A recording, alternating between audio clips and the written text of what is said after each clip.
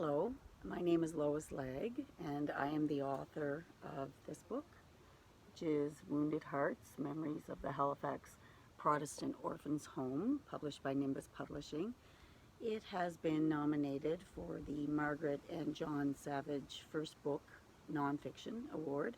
I'm very grateful for that. It tells the story of an orphanage that existed in Halifax for more than a century.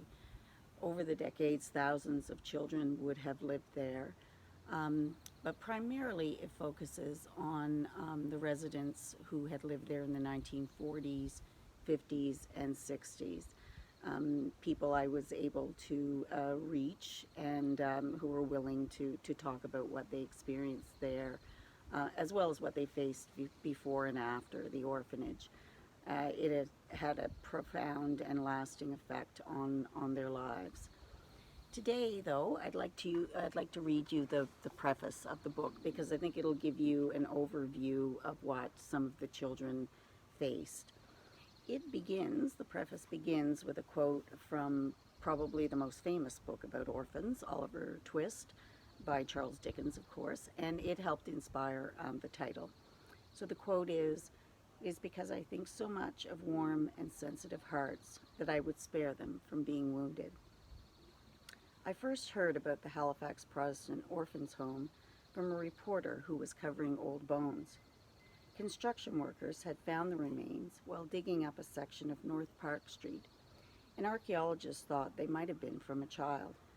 It had been the first site of what was later known as the Halifax Protestant Orphanage, founded in 1857 and closed in 1970.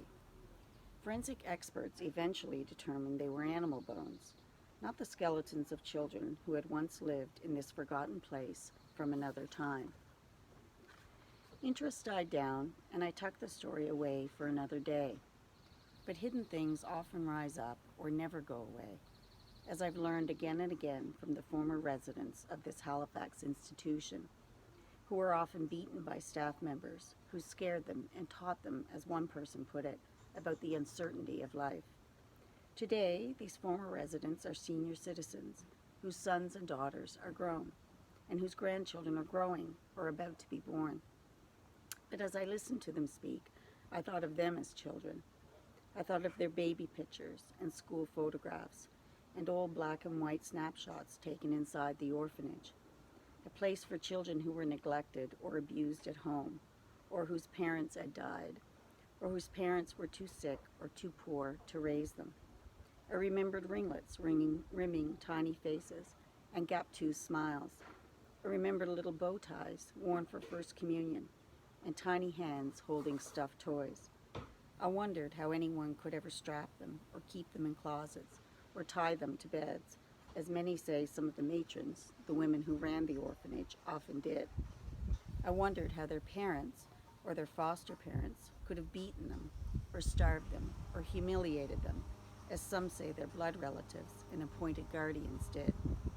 I wondered how those who had been loved but had lost their parents to poverty or sickness or death had managed in this strange place of loneliness and fear. And I wondered, after all of that, how they went on to build careers and loving families, and how they formed compassionate hearts out of the wreckage of their own. It's a daunting task to take someone's life story into your own hands and try to tell it with truth and dignity and compassion, and to do it without adding to the hurt. But thinking about their lives as children made me determined to try, and made me hope, in some small way, to help heal these wounded hearts of long ago. Thank you very much for listening today, and stay safe, everyone. Bye-bye.